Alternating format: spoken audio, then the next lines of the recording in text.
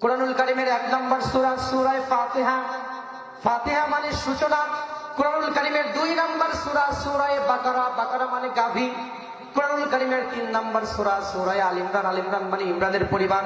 কুরআনুল কারীমের 4 নম্বর সূরা সূরা নিসা। নিসা মানে মহিলা। 5 নম্বর সূরা সূরা মাইদা। মাইদা মানে খাদ্য পরিবেশিত টেবিল। 6 নম্বর সূরা সূরা আনআম। আনআম মানে গৃহপালিত পশু। 7 নম্বর সূরা সূরা আরাফ। আরাফ মানে উঁচু স্থান। 8 নম্বর সূরা সূরা আনফাল। আনফাল মানে যুদ্ধে লব্ধ সম্পদ। 9 নম্বর সূরা সূরা তাওবা। তাওবা মানে অনুশোচনা। 10 নম্বর সূরা সূরা ইউনূস। ইউনূস একজন নবীর নাম। 11 নম্বর সূরা সূরা হুদ। হুদ একজন নবীর নাম। 12 নম্বর সূরা সূরা ইউসুফ। ইউসুফ একজন নবীর নাম। 13 নম্বর সূরা সূরা রদ। রদ মানে বজ্রধ্বনি, মেঘের ডাক। 14 নম্বর সূরা সূরা ইব্রাহিম। ইব্রাহিম একজন নবীর নাম। 15 নম্বর সূরা সূরা হিজর। হিজর মানে পাথরের পাহাড়। 16 নম্বর সূরা সূরা নাহাল। নাহাল মানে মৌমাছি। 17 নম্বর সূরা সূরা বানি ইসরাইল। বানি ইসরাইল মানে ইহুদি জাতি। 18 নম্বর সূরা সূরা কাহাব। কাহাব মানে গুহাবাসী। 19 নম্বর সূরা সূরা মারিয়াম। মারিয়াম মানে ঈসা আলাইহিস সালামের মায়ের নাম। 20 নম্বর সূরা সূরা তাহা। তাহা আরবি বর্ণ। 21 নম্বর সূরা সূরা আম্বিয়া। আম্বিয়া মানে নবীগণ। 22 নম্বর সূরা সূরা হজ। হজ মানে হজ। হজ মানে ইচ্ছা করা, ইচ্ছা পোষণ করা, কোনো কিছুর প্রতি আসক্ত হওয়া, ইচ্ছা করা। আর 23 নম্বর সূরা সূরা মুমিনুন। মুমিনুন মানে বিশ্বাসীগণ। 24 নম্বর সূরা সূরা নূর। নূর মানে আলো। 25 নম্বর সূরা সূরা ফুরকান। ফুরকান মানে সত্য মিথ্যার পার্থক্যকারী কিতাব। এর মানে কোরআন। ঠিক কিনা বলেন? 26 নম্বর সূরা সূরা শুআরা। শুআরা মানে কবিগণ। 27 নম্বর সূরা সূরা নামল। নামল মানে পিপীলিকা। 28 নম্বর সূরা সূরা কসাস। কসাস মানে কাহিনী। 29 নম্বর সূরা সূরা আনকাবুত। আনকাবুত মানে মাকড়সা। এরপরে 30 নম্বর সূরা সূরা রোম। রোম মানে রোম জাতি। 31 নম্বর সূরা সূরা লুকমান। লুকমান মানে একজন জ্ঞানী ব্যক্তির নাম।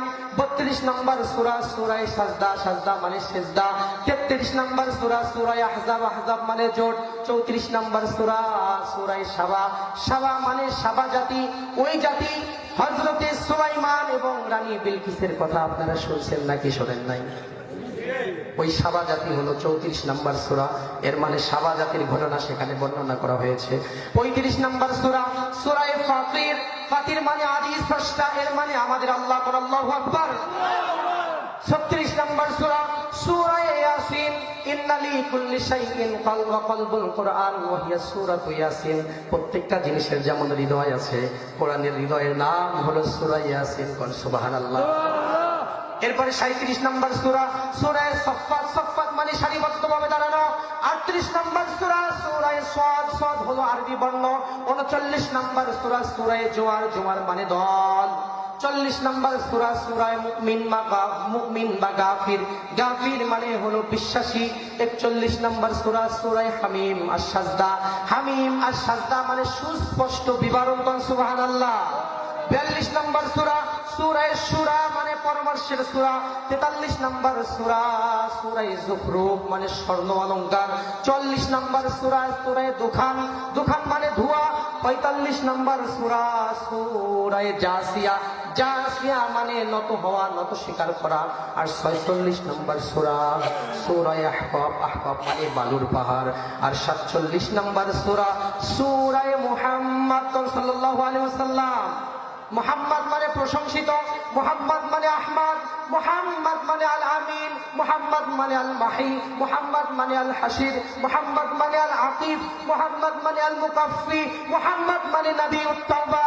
মুহাম্মদ মানে নবিউর রাহমা। মুহাম্মদ মানে হাবিবুল্লাহ। মুহাম্মদ মানে রাসূলুল্লাহ। মুহাম্মদ তিনি যিনি আমাদের সবার জন্য কাঁদেন। মুহাম্মদ চোরের জন্য দোয়া করেন, ঘুষখোরের জন্য দোয়া করেন, সুদখোরের জন্য দোয়া করেন। মুহাম্মদ তিনি যিনি শাফায়াতের কান্ডারি। কিয়ামতের দিন সব জায়গা থেকে শুধু একটা আওয়াজ আসবে, ইয়া নাফসি ইয়া নাফসি ইয়া নাফসি। আর এক জায়গা থেকে একটা আওয়াজ আসবে, ইয়া উম্মতি ইয়া উম্মতি ইয়া উম্মতি। ওই আওয়াজ যিনি দিবেন তিনি মুহাম্মদ সাল্লাল্লাহু আলাইহি সাল্লাম। আল্লাহু আকবার। আসতে বললেন। মুহাম্মদ 47 নম্বর সূরা। 48 নম্বর সূরা সূরা ফাতাহ, ফাতাহ মানে বিজয়। 49 নম্বর সূরা সূরা হুজরাত, হুজরাত মানে কামরা সমূহ, ঘর সমূহ। এরপরে 50 নম্বর সূরা সূরা কফ আরবি বর্ণ। 51 নম্বর সূরা সূরা জারিয়াত, জারিয়াত মানে বিক্ষেপকারী বাতাস। 52 নম্বর সূরা সূরা তুর। 53 নম্বর সূরা সূরা নাজম, নাজম মানে তারা। 54 নম্বর সূরা সূরা কমার, কমার মানে চাঁদ।